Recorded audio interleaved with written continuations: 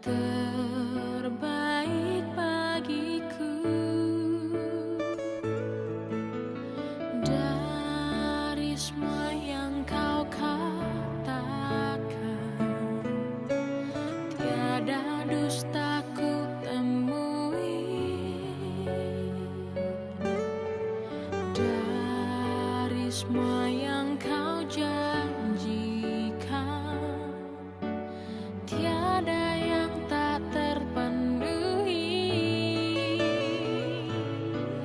Andaikan ku harus memilih, tetap hatiku padamu. Tak satu pun dapat menggantikan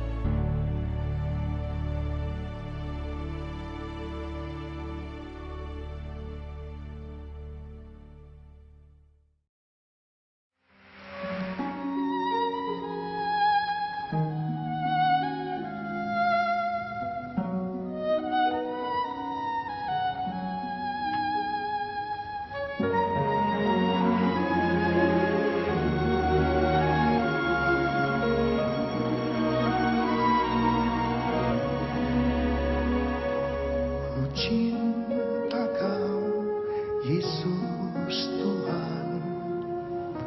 Kau kekasih jiwaku, ku perlu Kau, Yesus Tuhan. Kaulah nafas hidupku.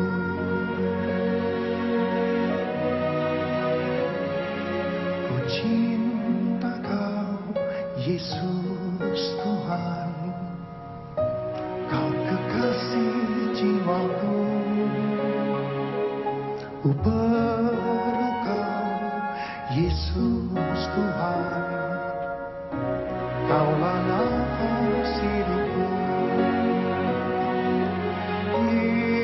Yesus, Yesus, Kau yang ku rindu.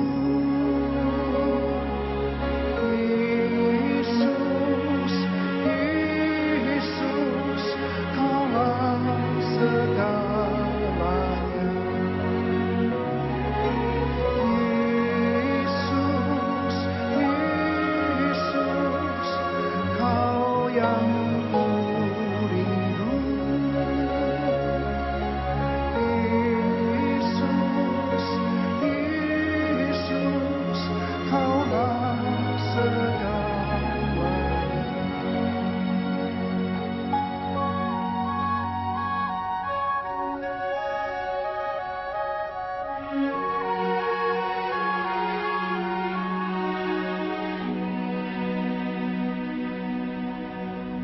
Ku cinta Kau, Yesus Tuhan. Kau kekasih jiwaku, ku perlu Kau, Yesus Tuhan. Kaulah nafas hidupku. Yesus, Yesus, Kau yang ku rindu.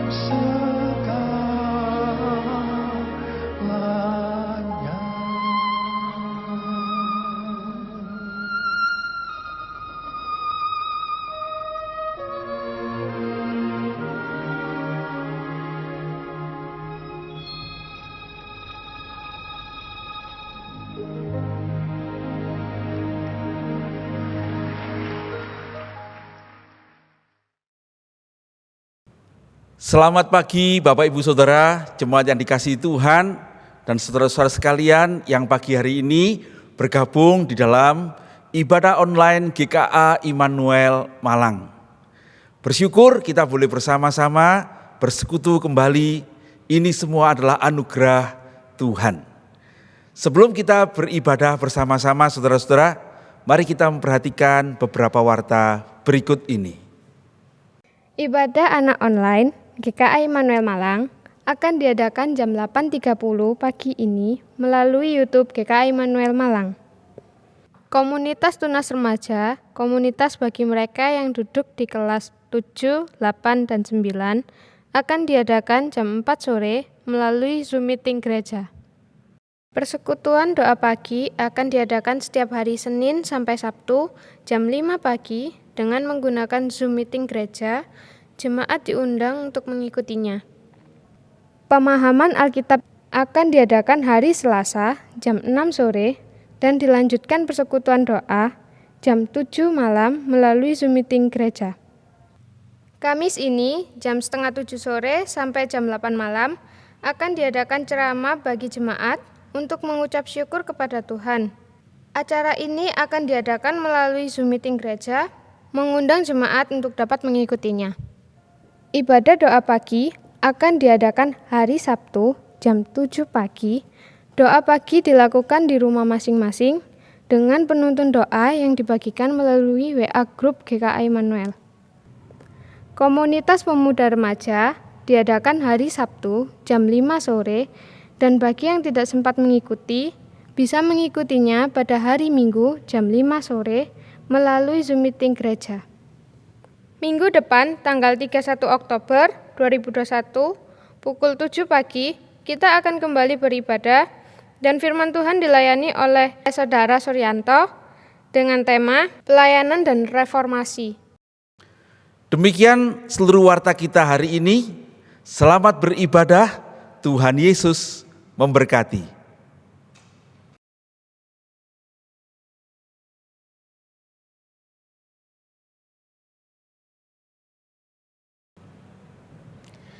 Selamat pagi jemaat yang dikasihi oleh Tuhan Yesus Kristus. Sungguh adalah suatu anugerah Tuhan kita boleh datang untuk berbakti, memuji Tuhan, menyembah Tuhan, memuliakan Tuhan di rumah kita masing-masing. Mari kita mempersiapkan hati kita untuk bertemu dengan Tuhan kita yang mengasihi kita. Mari kita bersaat teduh.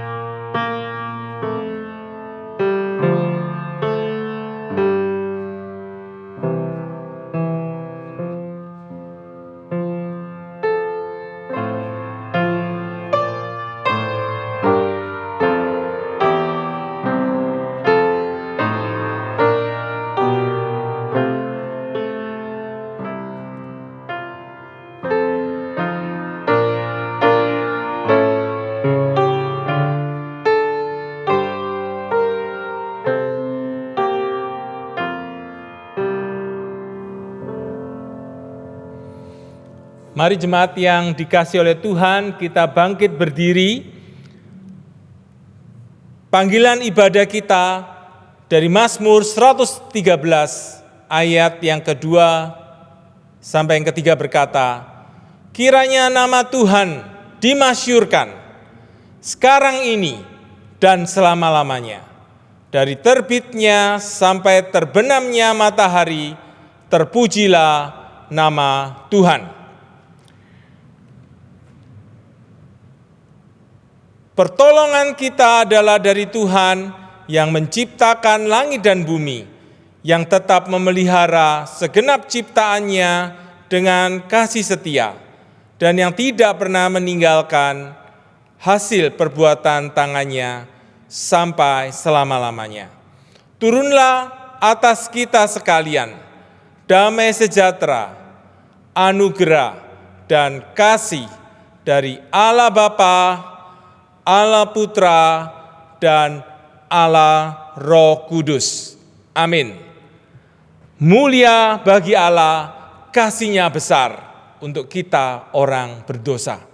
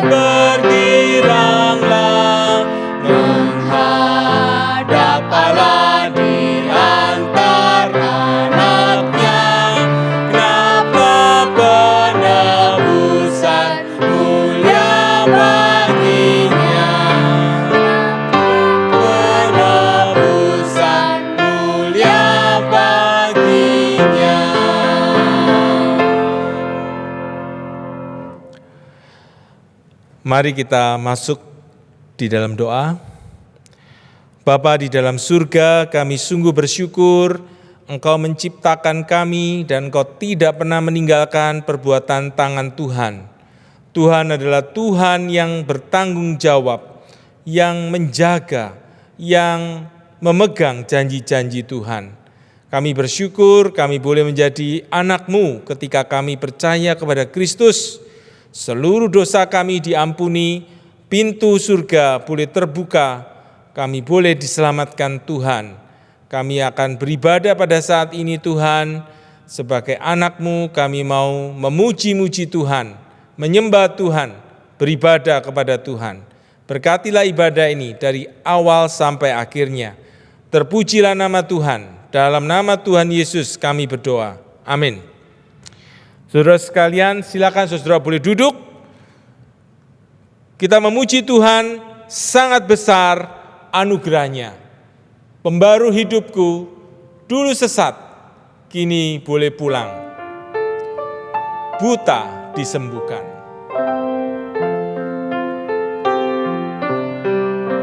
Sangat besar anugerah-Nya, pembaru hidupku. Dulu sesat, kini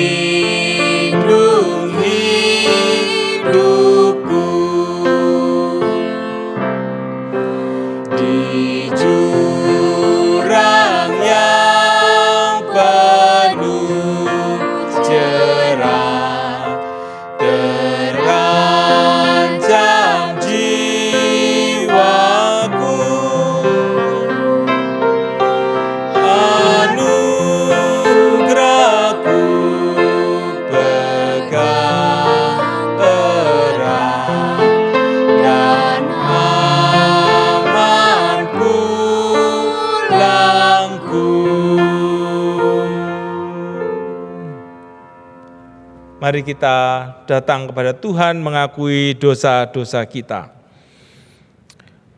Ya Tuhan yang hidup, kami datang kepada Tuhan, kami mau mengakui segala dosa-dosa kami orang yang berdosa dalam pikiran kami, dalam perkataan, dalam hati, dalam seluruh aspek kehidupan kami. Tuhan, kiranya Engkau mengampuni segala dosa dan kesalahan kami. Engkau melayakkan dengan darah-Mu yang tercurah di kayu salib untuk boleh membenarkan kami, menguduskan kami, mencuci bersih segala dosa-dosa kami. Terima kasih untuk anugerah-Mu yang tidak pernah berkesudahan kami boleh terima. Terima kasih untuk pengampunan, pembenaran, dan pengudusan Tuhan. Di dalam nama Yesus kami mengucap syukur. Amin. Untuk berita anugerah dari Ibrani 4 ayat 16 berkata demikian. Sebab itu, marilah kita dengan penuh keberanian menghampiri tahta kasih karunia, supaya kita menerima rahmat dan menemukan kasih karunia untuk mendapat pertolongan kita pada waktunya. Dan sebagai petunjuk hidup baru buat kita, firman Tuhan dari Filipi 2 ayat 12 sampai 13. Hai saudara-saudaraku yang kekasih, kamu senantiasa taat, karena itu tetaplah kerjakan keselamatanmu dengan takut dan gentar. Bukan saja seperti waktu aku masih hadir, tetapi terlebih pula sekarang waktu aku tidak hadir. Karena Allah lah yang mengerjakan di dalam kamu baik kemauan maupun pekerjaan menurut kerelaannya. Mari jemaat-jemaat sekalian, kita akan mengakui pengakuan iman.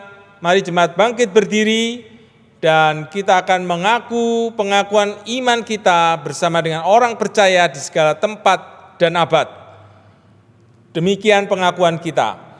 Aku percaya kepada Allah, Bapa yang Maha Kuasa, Khalik langit dan bumi, dan kepada Yesus Kristus, Anaknya yang tunggal Tuhan kita, yang dikandung dari Roh Kudus, lahir dari anak darah Maria, yang menderita sengsara, di bawah pemerintahan Pontius Pilatus, disalibkan, mati, dan dikuburkan, turun ke dalam kerajaan maut. Pada hari yang ketiga, bangkit pula dari antara orang mati, naik ke surga, duduk di sebelah kanan Allah, Bapa yang Maha Kuasa. Dan dari sana ia akan datang untuk menghakimi orang yang hidup dan yang mati. Aku percaya kepada Roh Kudus, gereja yang kudus dan am, persekutuan orang kudus, pengampunan dosa, kebangkitan tubuh, dan hidup yang kekal. Amin. Mari jemaat-jemaat sekalian, dipersilakan duduk dan kita akan mempersiapkan hati kita mendengarkan firman Tuhan. Mari kita memuji semua karena anugerah-Nya.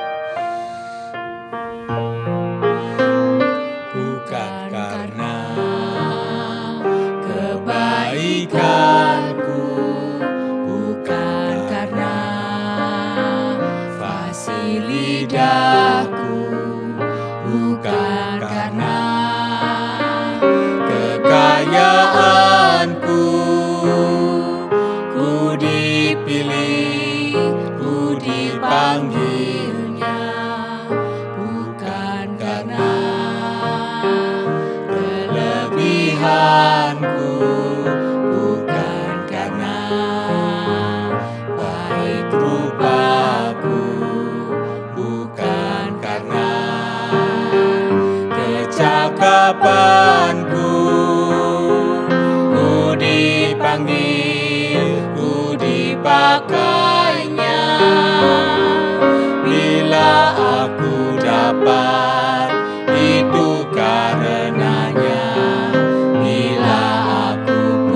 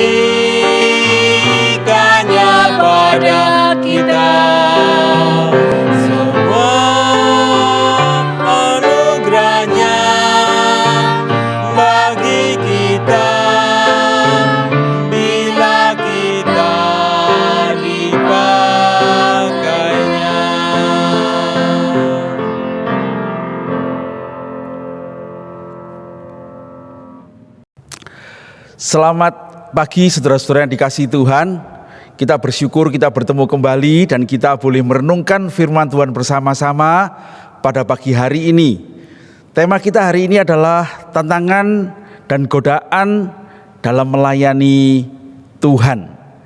Kita akan membaca bersama-sama firman Tuhan dari Matius pasal yang ke-24 ayat yang ke-45 sampai ayat yang ke-51. Saya akan membacakannya untuk saudara-saudara sekalian. Siapakah hamba yang setia dan bijaksana yang diangkat oleh tuannya atas orang-orangnya untuk memberikan kepada mereka makanan pada waktunya? Berbahagialah hamba yang didapati tuannya melakukan tugasnya itu ketika tuannya itu datang. Aku berkata kepadamu, sesungguhnya tuannya itu akan mengangkat dia menjadi pengawas segala miliknya. Akan tetapi apabila hamba itu jahat dan berkata di dalam hatinya, Tuanku tidak datang-datang, lalu ia mulai memukul hamba-hamba lain dan makan minum bersama-sama pemabuk-pemabuk, maka tuan hamba itu akan datang pada hari yang tidak disangkakannya dan pada saat yang tidak diketahuinya, dan akan membunuh dia dan membuat dia senasib dengan orang-orang munafik. Di sanalah akan terdapat ratapan dan kertak gigi. Berbahagialah kita sekalian yang membaca firman Tuhan, menyimpan dalam hati dan melakukannya di dalam hidup kita. Mari saudara-saudara kita berdoa sebelum kita bersama-sama merenungkan firman Tuhan. Mari kita berdoa. Bapa yang di sorga, terima kasih pagi hari ini kami boleh bersama-sama di dalam ibadah ini merenungkan juga firman-Mu. Ya Tuhan, berkatilah kami dengan kebenarannya, supaya melalui tuntunan kebenaran itu kami boleh hidup sesuai dengan kehendak-Mu. Engkaulah kiranya akan berkata-kata kepada kami dan menuntun kami menjadi orang-orang yang bukan hanya mendengar, tapi melakukan firman Tuhan di dalam hidup kami. Tuntunlah hamba-Mu supaya dalam segala keterbatasan oleh pertolongan Roh Kudus boleh menyampaikan kebenaran ini, dan kiranya lebih banyak daripada yang bisa dikatakan manusia, Engkau sendirilah yang berkata-kata pada setiap saudara-saudara yang mengikuti ibadah ini dimanapun saudara-saudara berada. Terpujilah nama Tuhan, tuntunlah ya Tuhan, demi Yesus Juru Selamat kami yang hidup, kami berdoa dan mohon pimpinan. Amin. William Barclay menceritakan, suatu kali katanya ada 3 iblis junior ya yang akan menyelesaikan masa pelatihan mereka, dan kemudian mereka diberi tugas untuk turun ke bumi dengan satu target, menyesatkan orang-orang percaya. Lalu gurunya bertanya, apa yang akan kalian perbuat? Iblis pertama berkata, oh, saya akan kasih tahu mereka sebetulnya Tuhan itu tidak ada. Gurunya bilang, wah itu sulit meyakinkan banyak orang percayakan kebenaran itu, sebab mereka juga mengalami Tuhan itu ada dan mereka percaya kepadanya. Yang kedua bilang, saya akan bilang pada mereka, tidak perlu takut, tidak ada neraka itu. Oh, ini apa lagi katanya ya. Orang selalu membicarakan neraka itu sebagai tempat penghukuman orang berdosa. Bukan cuma orang Kristen, semua orang bilang begitu. Sulit itu, begitu. Lalu iblis yang ketiga berkata, saya akan berkata mereka, tidak usah buru-buru percaya Tuhan, masih ada waktu. Guru itu berkata, wah ini bagus ini. Jadi bagaimana maksudnya? Saya akan bilang pada mereka, tidak perlu cepat-cepat bertobat, masih ada waktu, ya. Nikmati dulu kehidupan, Tuhan masih lama kok datang kembali. Wah, ini ide yang bagus, pergi kerjakan. Saudara-saudara sekalian, tipuan yang paling berbahaya bagi manusia itu adalah masih ada waktu, ya. Ada kesempatan kok masihan untuk bertobat. Sekarang bolehlah berdosa sedikit. Masih ada kesempatan lain kali untuk melayani. Sekarang kamu boleh menikmati hidupmu dulu. Masih ada waktu untuk percaya Tuhan, tidak usah sekarang ya. Sekarang kamu masih banyak dosa, nanti aja percaya Tuhan. Tidak usah buru-buru beribadah, kamu masih perlu waktu untuk cari uang banyak-banyak dan sebagainya. Nanti saja, masih ada waktu. Saudara-saudara sekalian, firman Tuhan yang kita baca hari ini adalah tentang bagaimana Tuhan Yesus secara khusus mengingatkan murid-muridnya dan juga kita pada hari ini agar kita ini berjaga-jaga senantiasa, agar kita ini melayani Dia dengan setia dan sungguh-sungguh. Sebab setiap saat Tuhan Yesus bisa datang kembali. Nah, saudara-saudara sekalian, konteks bacaan kita hari ini adalah ini merupakan bagian dari khotbah tentang akhir zaman dari Matius 24 sampai 25 yang disampaikan oleh Tuhan Yesus di Bukit Zaitun atas permintaan 12 muridnya yang bertanya begini. Di dalam Matius 24 ayat 3, ketika Yesus duduk di atas Bukit Zaitun, datanglah murid-muridnya kepadanya untuk bercakap-cakap sendirian dengan Dia. Kata mereka, "Katakanlah kepada kami, bila manakah hal itu akan terjadi, dan apakah tanda kedatanganmu dan tanda kesudahan dunia?" Atas pertanyaan itu, Tuhan Yesus menjawab mereka dan mengajar tentang kedatangannya yang kedua kali. Yang intinya adalah, pertama, Tuhan akan datang kembali pada saat yang kita tidak duga. Yang kedua, kita harus berjaga-jaga menantikan Dia dengan mengerjakan dengan setia, dengan bertanggung jawab pelayanan dan tugas-tugas kita sebagai umat-Nya. Dan yang ketiga, jikalau Tuhan datang dan kita sedang didapati mengerjakan tugas-tugas pelayanan itu dengan baik, Dia akan memberikan upah pada orang-orang percaya itu. Nah, saudara-saudara sekalian, bagian ini juga disampaikan Tuhan Yesus sebetulnya pada saat-saat terakhir sebelum Dia disalibkan. Mungkin 2 hari sebelum Paskah Tuhan Yesus disalibkan. Dan di dalam pengajarannya ini ada 4 perumpamaan yang Tuhan Yesus ceritakan. Perumpamaan tentang pohon ara, perumpamaan tentang hamba yang setia dan jahat ini, perumpamaan gadis-gadis yang bijaksana dan bodoh, dan kemudian perumpamaan tentang talenta. Saudara-saudara, minggu yang lalu Bapak Penginjil David Damping sudah berbicara pada kita bagaimana melalui perumpamaan talenta itu kita diajak untuk melayani dengan baik dan setia. Bagaimana kita menjadi pelayan Tuhan yang baik dan setia. Nah, pada pagi hari ini saya ingin bercermin dari perumpamaan tentang hamba yang setia dan jahat itu, tentang hal-hal apa yang kita waspadai, godaan apa yang membuat kita tidak setia. Dan secara khusus Tuhan mengingatkan bahwa godaan itu muncul ketika kita merasa Tuhan masih lama datang kembali, masih ada waktu. Karena itu kita mau belajar bersama-sama dari perumpamaan ini, apa yang mesti kita perhatikan di dalam hidup kita sebagai orang percaya. Pertama, saudara-saudara, mari kita menyadari bahwa kita ini semua hamba Tuhan. Ya, kita semua hamba Tuhan. Kalau di ayat 45 dikatakan, siapakah hamba yang setia dan bijaksana yang diangkat tuannya atas orang-orangnya untuk memberikan mereka makanan pada waktunya? Maka itu berarti itu adalah semua orang percaya. Mungkin saudara tanya, loh saya kan bukan pendeta, saya bukan hamba Tuhan kok. Nah, saudara-saudara sekalian, hamba Tuhan yang di sini adalah semua orang percaya, yaitu semua orang yang sudah ditebus dari perbudakan dosa dan kemudian menjadi hamba Yesus Kristus. Nah, saudara-saudara, kita mesti menyadari kebenaran ini. Ketika kita ini percaya pada Tuhan Yesus, sesungguhnya kita ini menjadi hamba Tuhan. Ya, menjadi umat Tuhan itu adalah menjadi hamba Tuhan.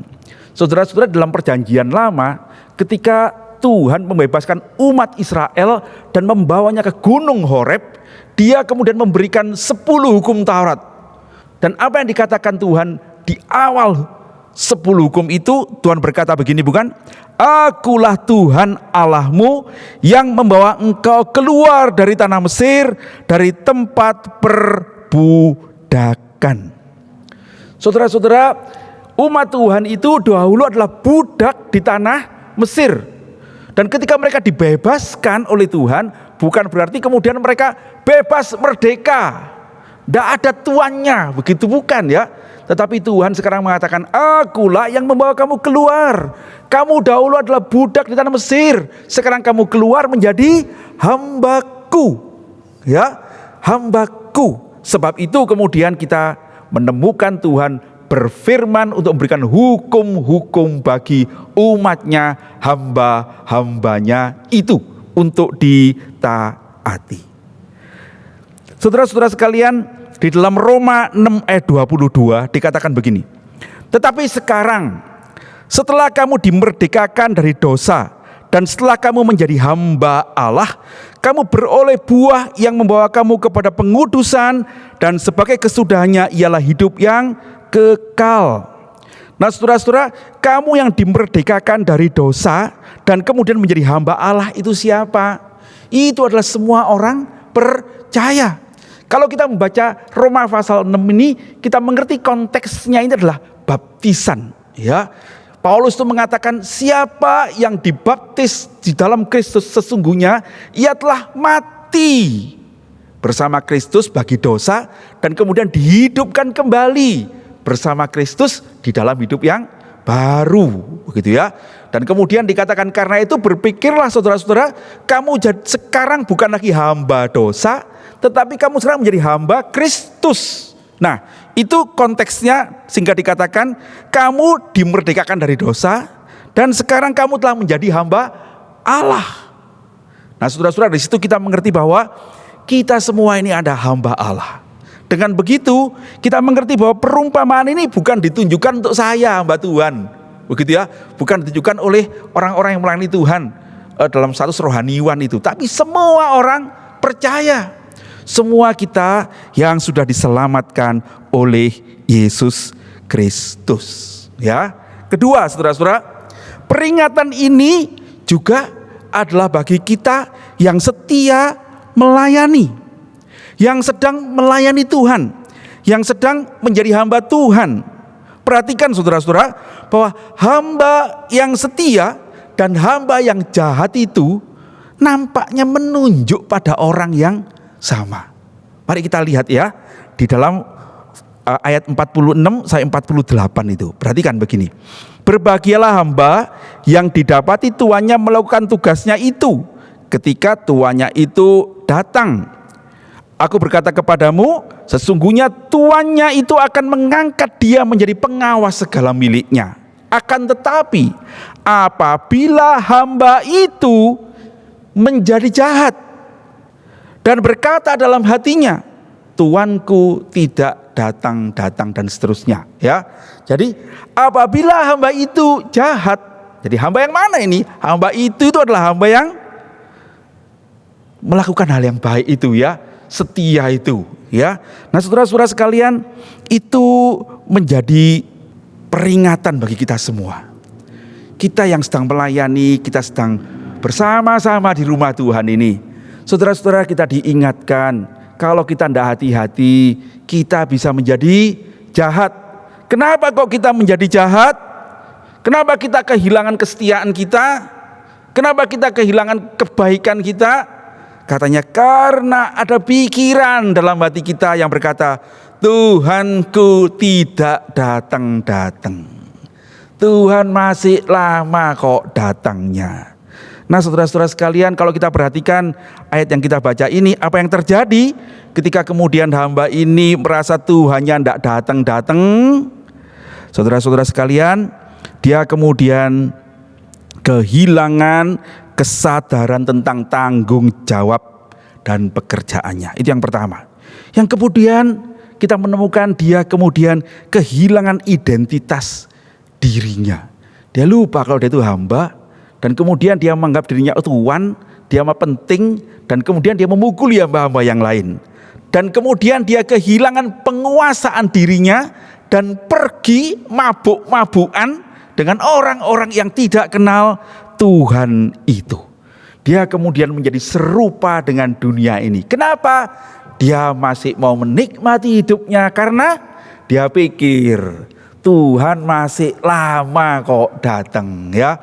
Saya mau menikmati dulu hidup saya. Saudara-saudara, saya tidak tahu kapan saudara pernah mengundang, terakhir kali mengundang orang yang teman atau keluarga untuk datang makan malam ke rumah. Mungkin lagi ulang tahun atau sesuatu. Saudara, kalau saudara bilang, datang ya ke rumah jam 7, kita makan malam sama-sama besok. Apa yang saudara siapkan? Saya yakin saudara sudah mungkin jam 4 atau setengah 4 sore, saudara sudah menyiapkan dan saudara sudah membersihkan rumah. Atau mungkin lebih awal lagi, pagi-pagi sudah membersihkan rumah, memasak beberapa makanan, menata supaya rumah kelihatan rapi, ya. Saudara menyingkirkan barang-barang tidak perlu. Kenapa? Karena malam nanti jam 7 ada tamu datang, begitu kan ya. Nah, sekarang kalau misalnya undangan itu begini, nanti datang ya bulan depan November tanggal 24 jam 7 malam kita makan malam bersama-sama. Saudara, apa yang saudara lakukan besok? Saudara akan berkata, oh masih lama ya, masih November ya, saya masih punya waktu. Saudara akan segera membersihkan rumah, bukan? Barangkali saudara belum belanja juga, begitu ya. Nanti masih ada waktu, begitu kan? Itu kalau saudara mengundang orang. Nah sekarang, kalau ada orang itu datang, mau datang ke rumah saudara nih ya, dia bilang, saya besok ke rumahmu. Saudara-saudara, apa yang saudara siapkan kalau ada teman datang gitu jam 7? Mungkin saudara bilang, ya enggak apa-apa, itu kan teman aja toh. Ya biarinlah saya pakai piyama ya, pakai kaos ya pakai kaos ya. Makan ya apa adanya yang di meja lah. Begitu ya. Nah sekarang saudara, kalau itu Pak Jokowi ini menelpon saudara, Pak Tikyo, saya mau mampir ke rumahmu, tapi saya minta maaf, saya enggak bisa kasih waktu yang tepat karena saya masih ada urusan-urusan yang lain. Tapi kira-kira bulan depan lah saya akan mampir ke rumahmu ya. Terima kasih. Lalu dia tutup. Saudara-saudara, apa yang saya pikirkan kalau itu Pak Jokowi datang? Saudara-saudara, mungkin saya akan mulai menyiapkannya sekarang. Begitu tanggal 1 November saya akan bersihkan rumah, karena bulan depan itu November. Dan November tanggal berapa saya tidak tahu dia datang, begitu kan? Tetapi saya tahu dia sewaktu-waktu akan datang, setelah urusannya selesai dia akan mampir ke rumah saya. Saudara-saudara sekalian, kira-kira begitu juga ketika Tuhan Yesus menceritakan tentang kedatangannya yang kedua kali itu. Dan dia minta saudara-saudara supaya kita ini menyiapkan diri, sebab dia akan datang sewaktu-waktu. Hamba yang jahat itu, barangkali sesungguhnya dahulu dia adalah orang yang setia, yang sedang mengerjakan pekerjaan tuannya. Tetapi ketika dia merasa tuanku tidak datang-datang, dia mulai kehilangan konsentrasi kepada pekerjaan tuannya. Lalu dia mulai melihat teman-temannya yang bekerja bersama dia, melihat kelemahan-kelemahannya. Dan dia kemudian mengangkat diri menjadi tuan dan mulai memukul teman-temannya. Dan kemudian dia pakai waktu sebentar, dia pikir, untuk mabuk-mabukan sebentar dengan teman-temannya. Perhatikan prosesnya ini ya. Dia berpikir Tuhan tidak datang-datang. Waktu dia berpikir tidak datang-datang, dia mulai memikirkan dirinya sendiri. Ya, dia mulai menganggap dirinya lebih penting daripada orang lain. Dia melihat kelemahan-kelemahan temannya sebagai sesuatu yang harus dipersoalkan. Dia tidak lagi mengerjakan urusan tuannya, tetapi dia mulai memperhatikan urusan teman-temannya. Dan kemudian ketika dia melihat orang lain bergembira untuk hal yang lain, dia mulai merasa saya juga mau menikmati hal yang lain. Kenapa mesti bekerja begini terus menerus? Saya tak keluar sebentar mabuk sebentar lah. dan kemudian dia melakukan apa yang tidak berkenan pada tuannya, dan pada waktu tuannya datang dia dihukum. Saudara-saudara sekalian, Jeremy Myers berkata gini, di dalam firman Tuhan tidak ada hal yang lebih menolong kita untuk setia dan bertanggung jawab di dalam hidup ini, selain kita menyadari bahwa Tuhan Yesus Kristus akan datang setiap saat. Kalau kita kehilangan kesadaran itu, kita akan kehilangan banyak hal dalam kesetiaan kita bersama-sama dengan hal itu. Saudara-saudara sekalian, karena itu Tuhan Yesus itu berkata kepada murid-muridnya, berjaga-jagalah. Kalian tidak tahu kapan saya akan datang kembali, tetapi kamu harus berjaga-jagalah. Saudara-saudara, Tuhan mengingatkan supaya kita selalu ingat akan Dia. Dia memberikan kita perjamuan kudus. Saudara perhatikan pesan perjamuan kudus itu di dalam Matius 26 ayat 29. Pesan perjamuan kudus begini, akan tetapi aku berkata kepadamu, mulai dari sekarang aku tidak akan minum lagi hasil pokok anggur ini sampai pada hari aku meminumnya, yaitu yang baru bersama-sama dengan kamu dalam kerajaan Bapakku. Saudara-saudara sekalian, firman Tuhan ini mengingatkan kita. Tuhan Yesus memberikan perjamuan kudus itu, menyuruh kita untuk melakukan perjamuan kudus itu, untuk mengingat Dia bahwa Dia akan datang kembali. Dia akan bawa kita untuk ke sorga dan makan perjamuan kudus bersama-sama dengan Dia yang baru dalam kerajaan Allah. 1 Korintus 11 ayat 26. Ini yang ditulis oleh Paulus. Dia mengatakan begini, sebab setiap kali kamu makan roti ini dan minum cawan ini, kamu memberitakan kematian Tuhan sampai Ia datang. Saya akan tambahkan, sampai Ia datang kembali. Jadi apa yang dimaksudkan dalam perjamuan kudus itu? Saudara-saudara, selain di dalam perjamuan itu kita mengingat pengorbanan Tuhan di kayu salib, sesungguhnya setiap kali kita melakukan perjamuan itu, kita itu diingatkan Tuhan akan segera datang kembali. Saudara-saudara, setiap Natal kita ada masa Advent namanya ya. Sebentar lagi bulan November akhir itu masuk masa Advent yang pertama. Saudara-saudara, masa Advent itu artinya masa penantian kedatangan Tuhan yang kedua kali. Jadi setiap kali kita merayakan Natal, ingat Tuhan Yesus yang datang pertama kali, kita diajak untuk mengingat Dia akan datang kembali. Nah, saudara-saudara sekalian, karena itu betapa pentingnya kita selalu mengingat Kristus akan datang kembali. Yang ketiga, saudara-saudara, kita perhatikan yang ketiga adalah hukuman yang diterima oleh hamba yang jahat itu.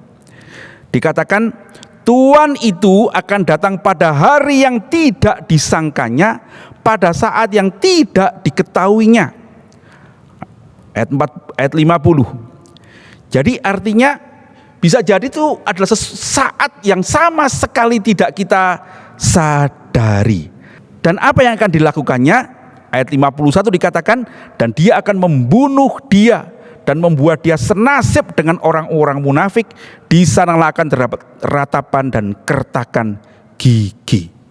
Saudara-saudara, dikatakan Tuhan itu akan membunuhnya. Ya, di dalam bahasa Inggris itu baik NIV maupun RSV itu mengatakan He will cut him to pieces. Dia akan dipotong. Ya, yang menunjukkan dia akan dipotong dengan pedang yang tajam. Saudara-saudara, seorang penafsir mengatakan ini bukan Tuhan itu sadis lalu dia dibunuh, dipotong begitu ya, dipancung, tidak ya. Tetapi itu adalah gambaran bahwa dia akan diperhadapkan dengan pedang yang tajam yang akan memotong dia. Apa pedang yang tajam itu? Itu adalah firman Tuhan ya. Ibrani 4 ayat 12 itu berkata, sebab firman Allah itu hidup dan kuat dan lebih tajam daripada pedang bermata dua manapun. Ia menusuk amat dalam sampai memisahkan jiwa dan roh, sendi-sendi dan sumsum. Ia sanggup membedakan pertimbangan dan pikiran hati kita. Dengan kata lain, saudara-saudara, pada waktu Tuhan datang, dia akan diperhadapkan dengan firman Tuhan. Kebenaran itu yang membuat dia tidak bisa berdalih. Lalu Tuhan mengatakan, dan dia akan dibuat senasib dengan orang-orang munafik. Apa munafik itu, saudara-saudara? Munafik itu artinya pakai topeng. Orang-orang yang pura-pura baik, tetapi sungguhnya hatinya jahat. Dan hamba ini, hamba yang mungkin dahulunya setia, tetapi karena dia kemudian lebih mementingkan dirinya sendiri, dan kemudian dia mengikuti nafsunya, dan kemudian dia lupa mengerjakan tugasnya itu, dikatakan oleh Tuhan dia juga adalah seorang yang munafik. Ya, dia menganggap dirinya sendiri hamba Tuhan, barangkali orang juga lain juga menganggap dia hamba Tuhan, tetapi sesungguhnya dia tidak lagi memikirkan pekerjaan Tuhan, tetapi dia menikmati kesenangan-kesenangan sendiri. Bahkan dia mulai mengambil keuntungan barangkali dalam pekerjaan Tuhan. Dia mencari kegembiraan di dalam melayani. Dia mencari harta dalam melayani. Dia mencari kesenangan-kesenangannya sendiri di dalam pelayanan itu. Nah, saudara-saudara sekalian, orang seperti ini kata Tuhan nanti akan diperhadapkan oleh firman Tuhan. Dan dia tidak bisa berdalih. Dan dia akan dikumpulkan dengan orang-orang munafik itu. Di sanalah ada ratap dan kertak gigi. Ada penyesalan, ada kesusahan, ada penderitaan, ada kekecewaan. Karena dia kemudian menyadari sesungguhnya dia bukanlah hamba yang baik dan setia di hadapan Tuhan. Kenapa? Sekali lagi alasannya adalah karena dia lupa Tuhan segera datang kembali. Saudara-saudara, lalu pesannya untuk kita apa, saudara-saudara? Saudara-saudara sekalian, saya bukan orang yang suka cerita tentang ramalan-ramalan tentang kedatangan Tuhan Yesus yang kedua kali. Kita ini banyak dapat email, dapat banyak WA gitu ya, tentang Tuhan akan datang kembali, di sana ada penampakan Tuhan, di sini ada penampakan Tuhan, Tuhan akan segera datang. Beberapa tahun lalu kita mengerti bahwa Tuhan akan datang tahun 2000 katanya begitu ya, pas milenial gitu ya, pas tahun 2000 Tuhan akan datang kembali. Ternyata enggak. Tahun 2012 katanya ya, sampai itu ada filmnya ya, tahun 2012 akan ada bencana besar, katanya ada ramalan-ramalan. Ternyata enggak, bukan? Nah, mungkin nanti akan muncul lagi, saudara-saudara. Saya termasuk orang yang tidak terlalu suka meramalkan kedatangan Tuhan yang kedua kali itu. Yang pertama karena firman Tuhan mengatakan kita tidak ada yang tahu. Yang kedua, bahkan kalau kita lihat berkali-kali itu tidak jadi, itu bisa membuat orang merasa ramalan itu semakin tidak benar, begitu ya, membuat orang semakin tidak berjaga-jaga. Nah, saudara-saudara, itu karena itu saya tidak suka menyampaikan hal-hal seperti itu. Tetapi saudara-saudara, firman Tuhan mengatakan dengan jelas Tuhan akan datang kembali, dan sewaktu-waktu itu mesti diberitakan di dalam rumah Tuhan, di dalam Injil. Dan hari ini saya ingin memberitakannya untuk saudara-saudara. Saya tidak tahu pergumulanmu apa, saudara-saudara. Saya tidak tahu apa pelayananmu. Tapi mari saya ingatkan hari ini bersama-sama dengan saya untuk ingat, apapun yang sedang kita kerjakan hari ini, kalau saudara sedang mengerjakan sesuatu yang baik untuk Tuhan, saudara tetaplah setia. Sewaktu-waktu Tuhan akan datang kembali. Jangan berubah arah. Jangan tergoda oleh godaan-godaan dunia. Jangan berpikir Tuhan masih lama. Sebaliknya, saudara-saudara yang sedang di luar, sedang ada di tempat-tempat yang tidak memuliakan Tuhan. Saudara dulu mungkin orang yang setia melayani, tetapi karena ada kekecewaan, ada masalah-masalah, saudara berpikir sudahlah saya tidak akan melayani. Tuhan tidak akan datang kembali. Saudara-saudara, Tuhan pasti datang kembali, dan sewaktu-waktu dia akan datang. Karena itu, lupakan sedikit pergumulan-pergumulan kita. Mari kita kembali bersungguh-sungguh mengerjakan tugas kita, supaya ketika dia datang, kita didapati sedang melakukan tugas pelayanan kita. Nah, saya sendiri beranggapan bahwa hari yang tidak disangka-sangka dan saat yang tidak diketahui itu seringkali saya renungkan sebagai itu kematian saya. Sungguh saudara, tidak ada seorang pun yang tahu kapan kita akan mati. Ya, itu bisa terjadi di saat yang tidak kita sangka, di saat yang tidak kita ketahui. Barangkali saya tidur dan waktu saya bangun, loh, saya di mana ini? Ternyata sudah tidak di bumi, saudara-saudara ya. Mungkin sudah di sorga atau di neraka. Itu yang celaka, bukan? Saya tidak pernah tahu, tidak saya sadari. Bukankah itu saat Tuhan menjemput kita? Bukankah itu saat Tuhan datang kembali menemui kita? Di dalam Yohanes 14 dikatakan, kalau aku sudah menyediakan tempat bagimu, aku akan datang kepadamu. Saudara-saudara, waktu dia datang menjemput kita pulang, sudahkah kita siap? Sewaktu-waktu, bukan? Bagaimana kalau gitu? Yang pertama, saya sendiri merasa saya ingin setia dalam perkara yang kecil. Apapun yang sedang saya kerjakan sekarang ini, saya berusaha saudara-saudara untuk mengerjakannya sekuat-kuat saya bisa. Saya bukan orang yang sempurna, saya bukan hamba yang sangat baik.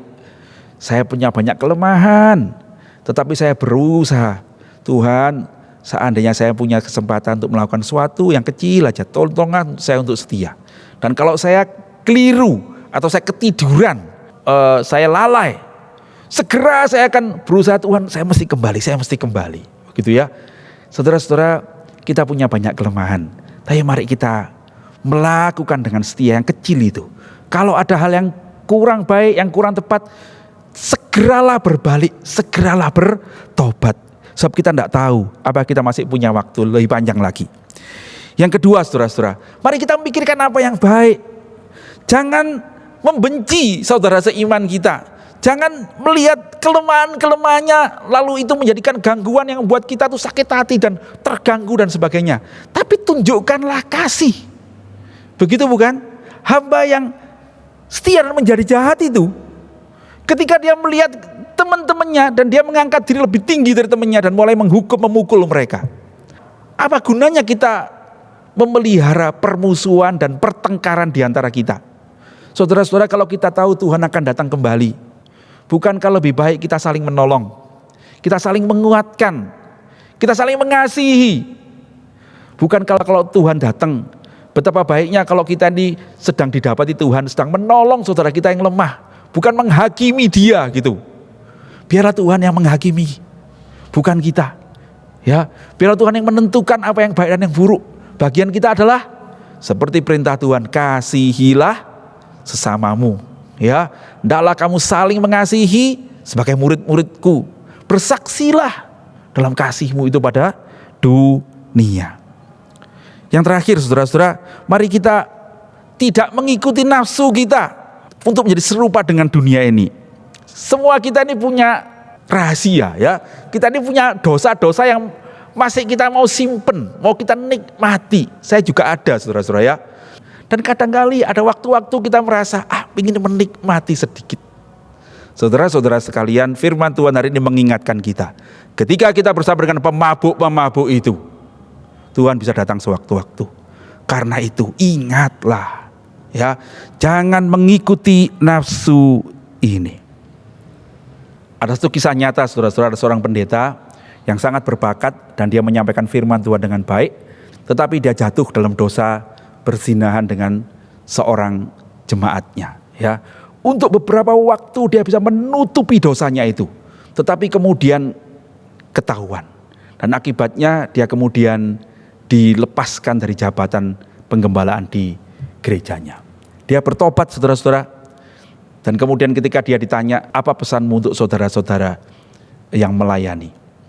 Dia berkata begini, jangan pernah meninggalkan perjalananmu bersama Tuhan. Pada saat kamu berhenti berjalan bersama Tuhan, engkau berjalan sendiri, sesungguhnya engkau sedang di pinggir jurang. Itu pesannya. Betul, saudara-saudara. Mari kita selalu ingat Tuhan bersama kita. Tuhan beserta kita. Jauhkan diri dari dosa. Kita semua punya kelemahan. Tapi mari kita saling menolong untuk saling menguatkan, mengatasi dosa-dosa, berbalik di dalam jalan Tuhan. Saudara-saudara, setiap hari saya bersyukur kalau saya boleh melewati satu hari melayani di GKA Immanuel Malang ini. Setiap malam saya berdoa, Tuhan terima kasih untuk pelayanan hari ini. Besok kalau Tuhan izinkan berikan saya satu hari lagi untuk melayani. Satu hari. Sebab saya tidak tahu berapa lama saya bisa setia. Dan saya tidak tahu berapa lama lagi Tuhan akan datang kembali. Saudara-saudara sekalian, saya tidak tahu pergumulan saudara hari ini. Saya mengajak saudara merenungkan. Ada seorang namanya Horatio Bonar. Dia seorang teolog. Tetapi yang terkenal dari orang ini adalah katanya Horatio Bonar itu selalu pada malam hari waktu dia mau tidur, dia membuka jendelanya, menatap ke langit yang gelap itu, kemudian dia berkata, "Perhaps tonight, Lord." Lalu dia menutup jendela itu dan dia pergi tidur. Artinya, Tuhan mungkin malam ini Engkau datang. Lalu kalau dia pagi-pagi bangun, dia akan membuka jendela kamarnya itu dan dia memandang ke langit yang terang itu dan berkata, "Perhaps today, Lord." Begitu ya. Mungkin hari ini Tuhan Engkau datang. Tuntunlah saya untuk melakukan apa yang benar di hadapan-Mu. Barangkali begitu doanya ya. Nah, tapi dia dikenal sebagai orang yang sepanjang hari-hari hidupnya melakukan hal itu.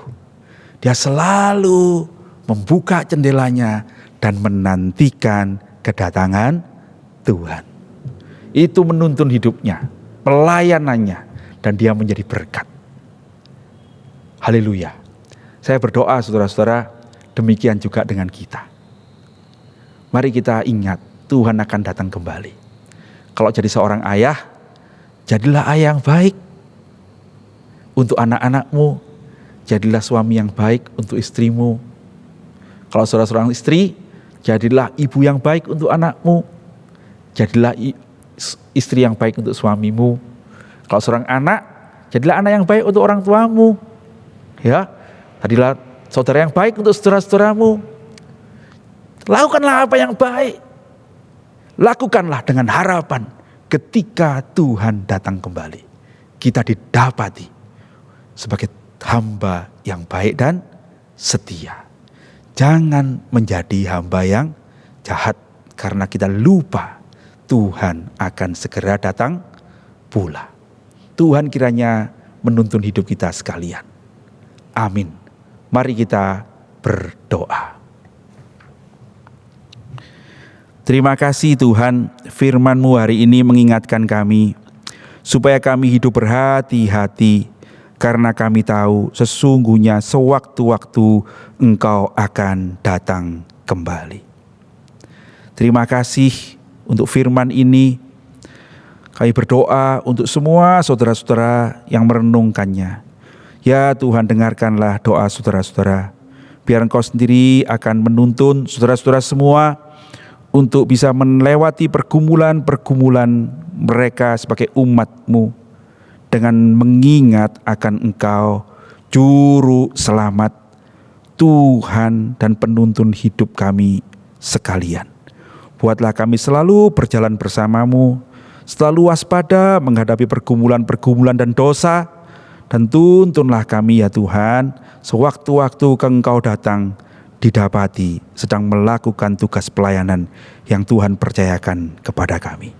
Tuntunlah kami di jalan yang benar, demi Yesus Kristus, Tuhan dan Juru Selamat kami yang hidup, kami berdoa dan mengucap syukur. Amin. Puji Tuhan, kita sudah mendengarkan firman Tuhan tentang godaan dan tantangan dalam pelayanan. Biarlah ini boleh menjadi berkat dalam kehidupan kita. Mari pada saat ini jemaat boleh diberi kesempatan untuk memberikan persembahan, boleh lewat rekening yang sudah tersedia, atau datang ke gereja dan memberikan di gereja. Kita akan memuji Tuhan, betapa hatiku.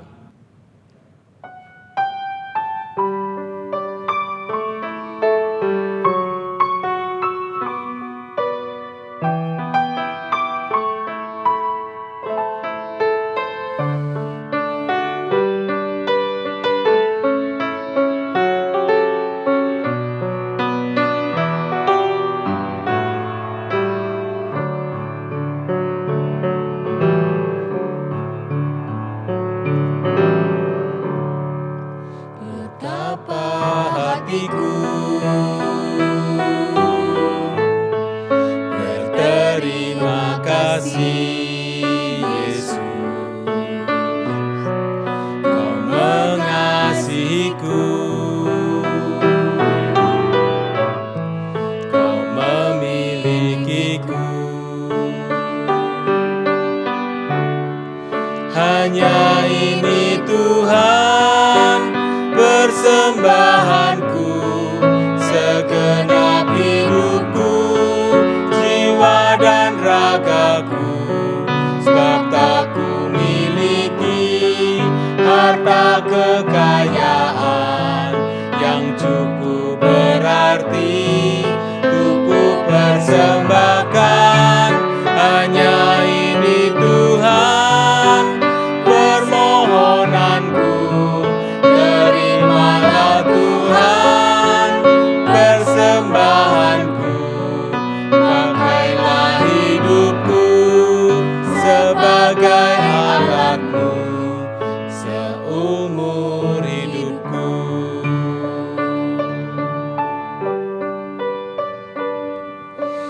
Aku berterima kasih kepada Yesus, Engkau mengasihiku dan Kau memilikiku. Aku mempersembahkan tubuh, jiwa, dan rohku kepadamu. Pakailah Tuhan seumur hidupku melayanimu dan menyenangkanmu.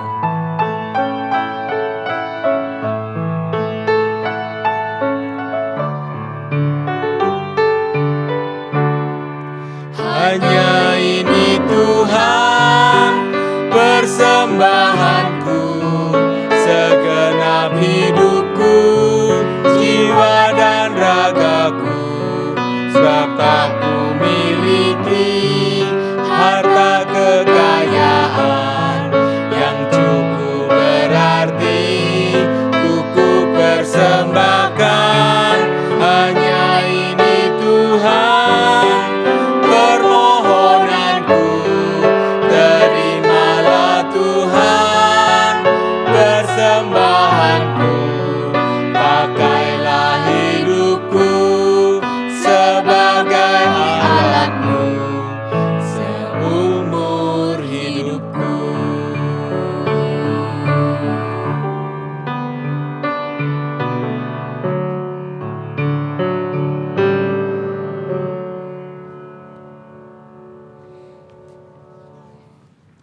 Mari kita berdoa. Tuhan, terima kasih kami boleh memberikan persembahan hidup kami kepada Tuhan. Dan saat ini kami juga memberikan persembahan materi, kiranya Tuhan boleh menerima dan memakainya bagi kemuliaan Tuhan. Kami berdoa ya Tuhan bagi pemerintah kami Indonesia, kiranya Tuhan boleh memberikan berkat bagi pemerintahan kami, sehingga mereka diberikan hikmat oleh Tuhan dapat mencegah penularan COVID dan boleh menuntaskan sehingga makin banyak orang boleh sembuh, makin banyak orang boleh mendapatkan vaksinasi dan bangsa ini boleh terlindungi dari COVID. Dan Tuhan berkati untuk pemulihan perekonomian, pemulihan politik, pemulihan keamanan. Tuhan memberkati supaya bangsa ini boleh terjaga kesatuan dan persatuannya, sehingga bangsa ini boleh menjadi berkat bagi bangsa-bangsa yang lain. Kami berdoa juga supaya Tuhan boleh memberkati jemaat GKA di tempat ini. Berkati ya Tuhan untuk jemaat GKA Immanuel, supaya Tuhan boleh memberkati setiap jemaat. Ketika mereka menghadapi tantangan dan kesulitan, Tuhan berikan kepada mereka hati yang tangguh, hati yang bisa menghadapi tantangan dan kesulitan di dalam masa-masa sulit ini. Tuhan berkati untuk keluarga-keluarga yang ada di dalam gereja ini, boleh sungguh-sungguh takut kepada Tuhan, menerapkan firman Tuhan. Sungguh ada pemulihan di dalam perekonomian keluarga-keluarga. Tuhan kiranya memberkati perekonomian keluarga yang ada di GKA Immanuel ini. Tuhan tolong berkati supaya gereja kami boleh punya hati untuk mencari jiwa-jiwa baru, punya hati untuk mau dimuridkan dan memuridkan, sehingga sungguh gereja ini bertumbuh di mata Tuhan dan boleh berbuah-buah membawa kemuliaan buat Tuhan. Kami berdoa ya Tuhan untuk jemaat yang sakit, yang lemah tubuh, yang lanjut usia. Kiranya Tuhan boleh memberikan penghiburan, boleh memberikan kesembuhan, dan Tuhan boleh memberikan pertolongan. Kami berdoa juga ya Tuhan untuk pemuda-pemudi yang membutuhkan pasangan hidup, mereka yang bergumul, Tuhan juga memimpin, Tuhan juga menolong. Mereka yang membutuhkan studi, Tuhan juga memberkati dengan keuangan, dengan hikmat, sehingga mereka bisa mencapai studi mereka sebaik mungkin yang mereka mampu. Tuhan menolong mereka. Kami berdoa juga ya Tuhan, Engkau terus memimpin gereja ini, sehingga gereja ini boleh menjadi alat di tangan Tuhan. Di dalam nama Yesus Tuhan, kami sudah berdoa dan mengucap syukur. Amin. Mari jemaat-jemaat yang dikasihi oleh Tuhan, kita bangkit berdiri dan kita akan menyanyi doksologi, dan setelah itu doa berkat oleh Pendeta Tikyo.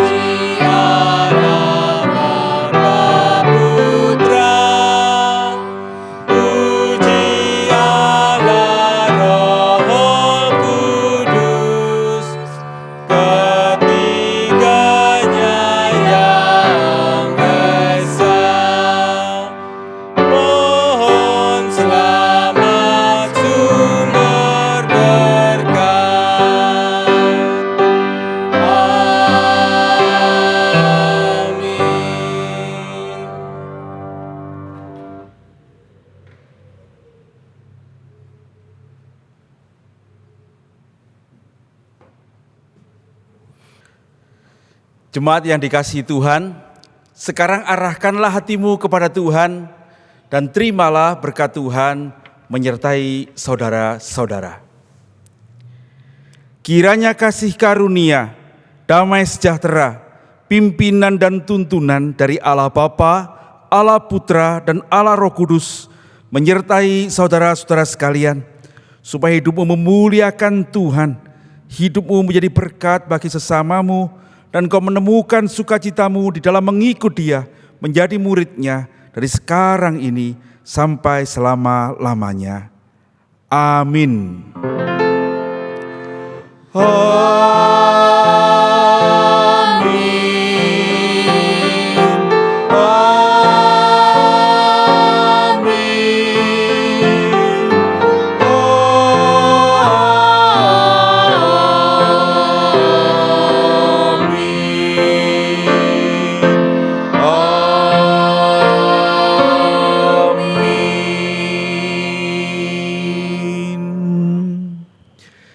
Silakan duduk saat teduh kebaktian selesai. Tuhan memberkati saudara-saudara sekalian.